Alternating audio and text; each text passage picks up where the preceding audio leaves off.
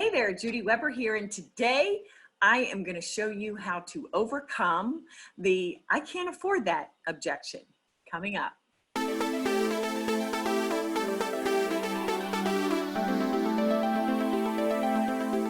All right, today we are talking about how to overcome the "I really wish I could afford it, but I can't" objection. And no matter what industry you're in, whether you're in real estate, or whether you have an Etsy shop, or whether you are a service provider, or maybe you're a course creator, you no doubt have heard that objection. And you're sick and tired of hearing it, am I right? So step number one of how you can overcome that objection is qualifying your prospects so that it's not an issue. Now, for example, if you are a coach or a course creator, and your offering is several $1,000s, and part of your funnel is you get them to come in and have a call with you, then make sure that before the call, you have them complete an intake form or some sort of questionnaire. And one of the questions that you definitely want to ask is, how much money do you currently have to invest in your business? And then you have a range, maybe, I have less than $1,000. I have between $1,000 and $2,500 and on up, right? Because then you will know when they complete the form that, they have it or they don't. Now, if what you're selling, your service or your course or whatever is valued at $3,000 and they say they have up to $2,500, I would not have that be an issue where it's like, oh, they only have $2,500, I'm not gonna even take the call. No. But if someone says, I have $0, and you're looking at the rest of the answers and you're not impressed, and this person looks like they yanked your chain, sometimes you can't tell, but in that situation, I always trust my gut. But what I'm trying to say is, when you pre-qualify, right, that should be something that you do every time. Your time is valuable. You don't have time to talk to the looky-loos and those that are just kicking tires, right? So I recommend that you not even take a call if the people that you're offering the free call to don't do what you've asked them to do and complete this form and answer all relevant questions. So step number one to overcoming this objection that we hate of "I can't afford it," qualify the prospect.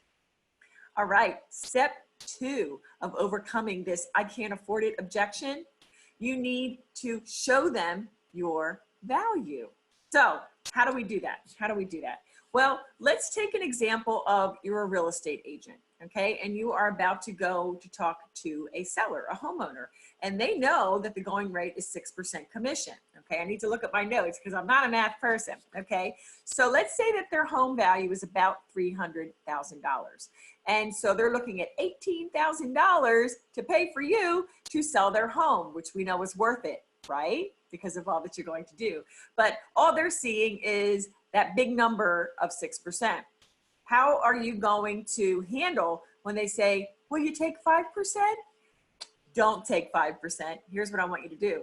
You're going to overcome that objection by showing that the numbers, what you're offering, makes more than good sense. For example, you should know your days on market. So if you say the average days on market is 52, but my average days on market is 12. That will get you out of this home in more than 30 days sooner, which will save you on the mortgage payment.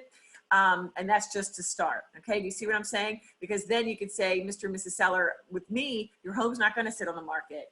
We're gonna do what we need to do to get it ready. We're gonna get it sold. And that means less stress for you and a quicker move on to the next step. They're gonna love that, okay? Step number two, you talk about, and my list to sales price ratio is 98% or whatever it happens to be, right? Meanwhile, the average percentage is only 92%. So that means that I and my sellers get the opportunity to make 6% more than if you go with an average realtor. So that more than pays for the complete 6%, right, Mr. and Mrs. Seller? So do you see what I'm saying? And you can back up these numbers through the stats in your MLS, right? Does that make sense? All right, another thing to do is to say, and you know what else, Mr. and Mrs. Seller? If that wasn't enough for you, I'm very, very proud that 99% of my listings get sold. You see, I'm doing what I do because I sell homes. I don't just list them. So these stats, what I'm telling you, means more money in your pocket, means a quicker sale, means I know what I'm doing. So let's get the paperwork started.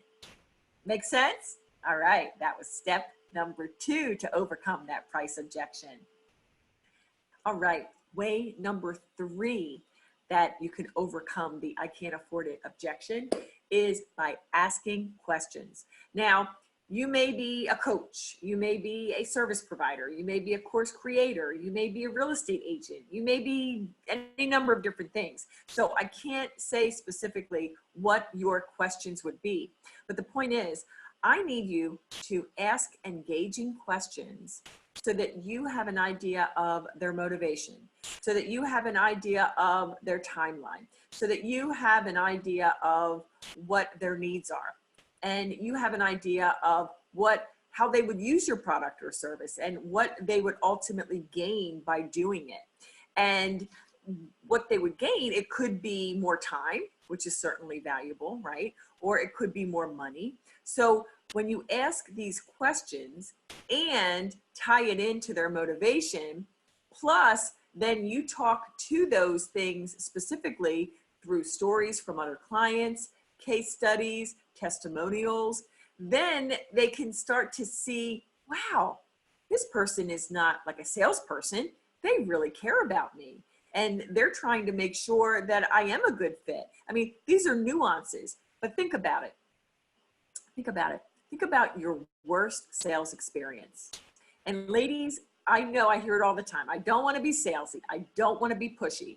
So would you not be impressed by someone who, instead of saying, buy this, buy now, sign here, you know, and they just feel like they're manipulating you, if instead they're leading with their heart and they're asking questions that really matter, and questions that engage the prospect, and then you're intently listening to the answer and taking notes as you need, so that later in the conversation, when they say, well, I'm not sure about this, then you can point back and say, well, actually, we spoke about that. Do you remember how we talked about blah, blah, blah?